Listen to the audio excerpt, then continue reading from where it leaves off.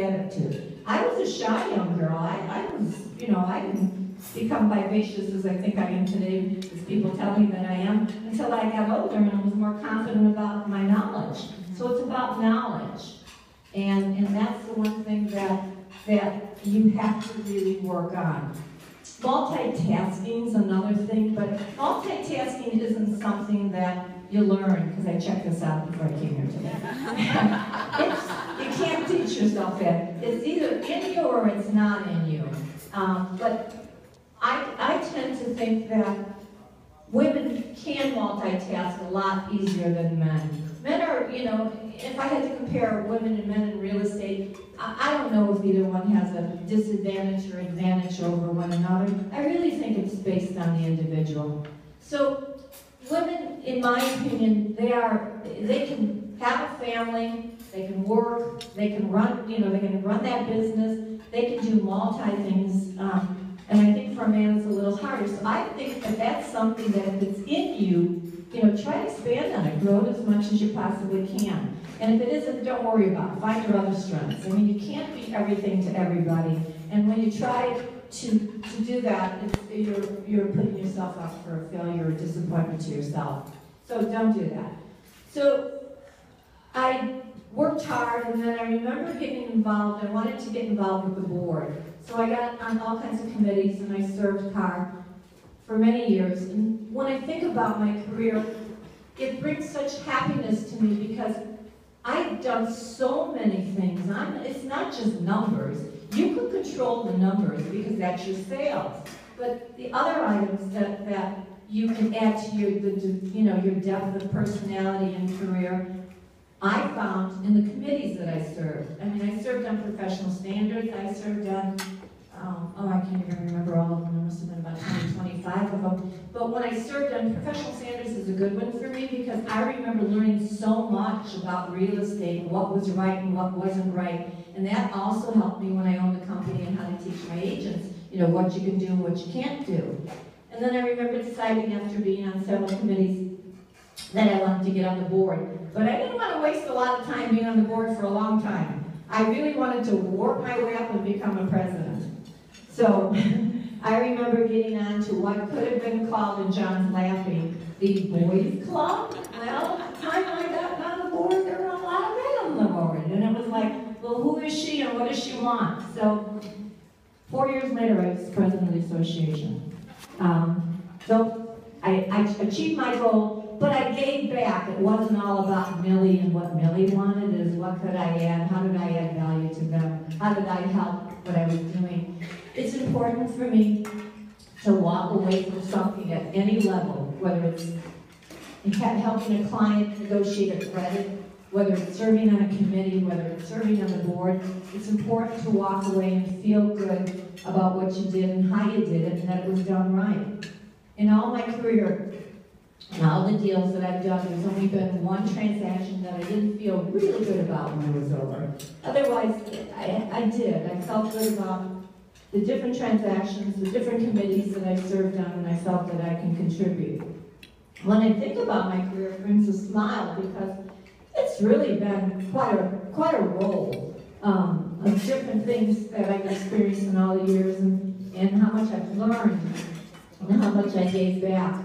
And when I look around this room right now and I look at the demographic and the age, there's so many more tools today for you to learn from that we didn't have when I started.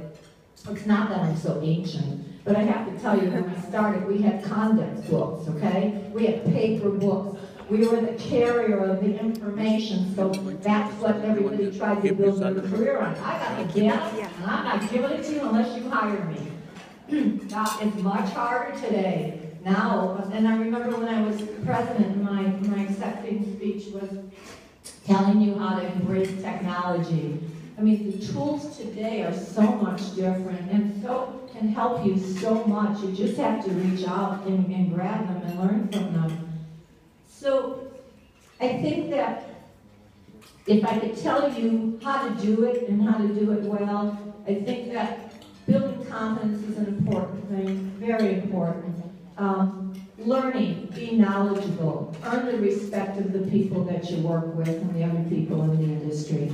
I think that's so important. I feel good when people will say to me, I like doing a deal with you because I know it's going to get done. And it's the truth. It could be a small thing, and there was a small thing this afternoon that I did before I got here, is a client of mine was having a problem with a leaky window in a big, tall high-rise, and the attorneys, they were going nowhere with it. And the bottom line is I made a few calls. I got a hold of the engineer of the building, got a hold of the manager of the building, and found out some information that I thought had value, and turned around and presented it to my client. And when I do things, I always say, like this was a woman in particular, and this is a client who's used me probably 4 different times, and her family also. And the bottom line is I said to her, I told her everything I learned, and I said, Kathy, you have to make the decision. It's a business decision now. Are you comfortable with what you learned? And if you're not, then don't go ahead. But if you are, and go ahead. And if they ask me my opinion, I'll give the opinion. If not, I'll let them make their own decision, because you don't want something coming back to you at the end. So just be available, be knowledgeable, try to find a resolution, and don't let the deal go down. I think as a child too, I'm going to bring this up, because my parents would have a hard time finding me. They never knew where I was. I'd get on my bicycle and I just take off. I was always home when I was supposed to be, but I was always looking for the next thing I was going to do or think about or whatever. And I did that in real estate, and it's just, it brings a smile to me. Even my girls are laughing now because I disappear on them. And they go, Jenny was with me 8 years. She sometimes says, where'd you go? It's that hunger inside me. It's my personality. And everybody doesn't have to be Millie Rosenblum. Everybody can take it to the level that's comfortable for them. Some people maybe want to stay home and be more of a mom, but want some real estate. And you can do it as long as you do what you're supposed to do in the profession, be available for your clients. You can have it at any level. I think that it's important at any level to be on a committee, though, and join and give back to the board in some way and learn from that. I think that's really important. And today I found out that we're only 5 people away from being number 2 at WCR. So I'm told somewhere on your table there's an application that you can fill out and join as a member. And I think it's a great group, so I highly encourage that you do that. People say, how do you meet people?